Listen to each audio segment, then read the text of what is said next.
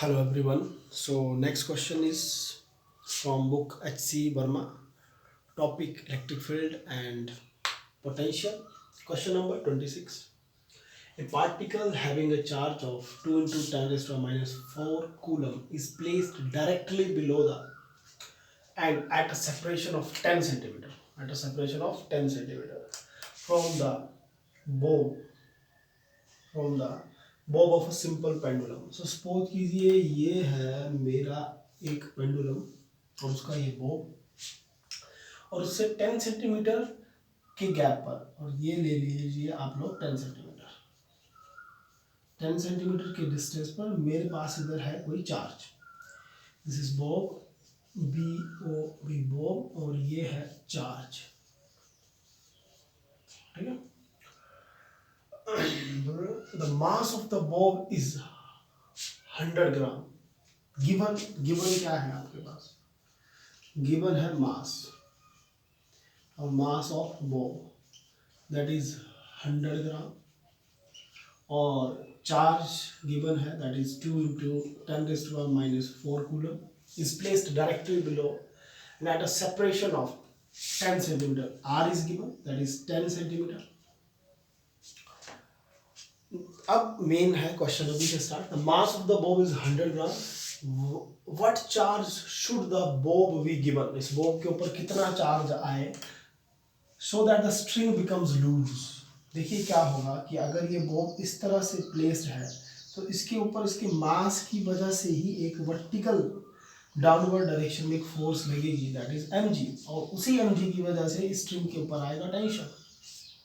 तो मेन है कि so that the string becomes loose. String loose बनने का मतलब है कि ये जो टेंशन है इसकी वैल्यू बन जाए 0, और टेंशन का मेन जो सोर्स है वो है mg।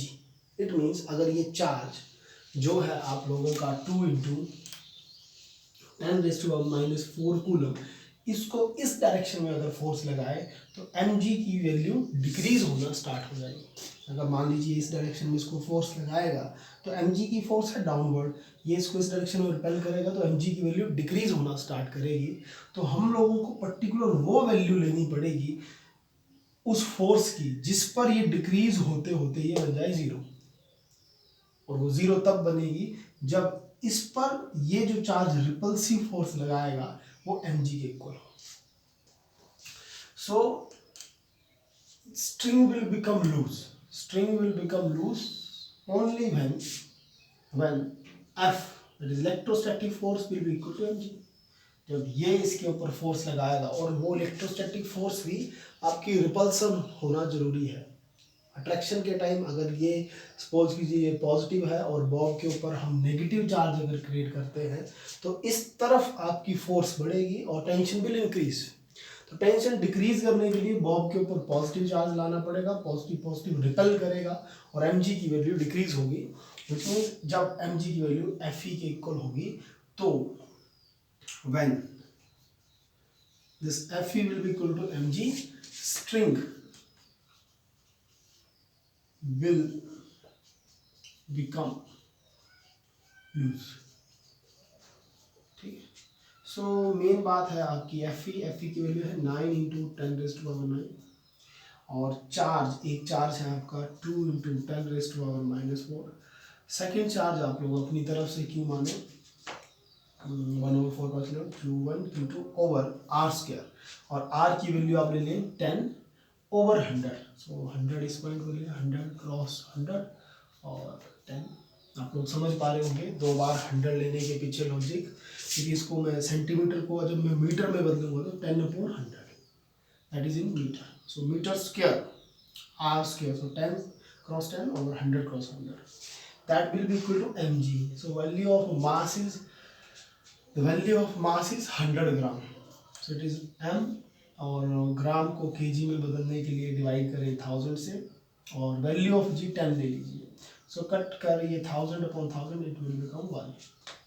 ठीक है। So it will become 1। So next calculation क्या होगी इस पर? नेक्स्ट कैलकुलेशन आप लोग देखिए, मेन है क्यू कैलकुलेट करना। तो ये 100 से आप लोगों का ये भी 100 कट हुआ, then it will become q is equal to 1/।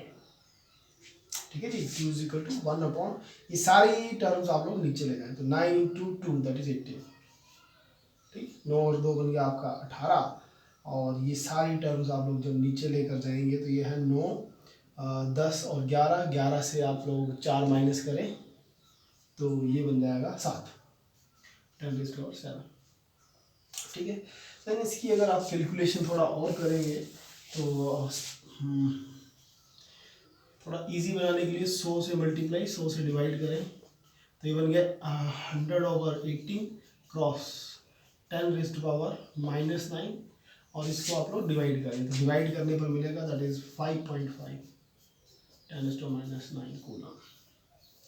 सो अगर इस बॉब के ऊपर हम लोग 5.5 इंटू 10⁻⁹ कूलम का अगर चार्ज देंगे तो टेंशन की वैल्यू हो जाएगी 0, which mean string will become loose. Thank you.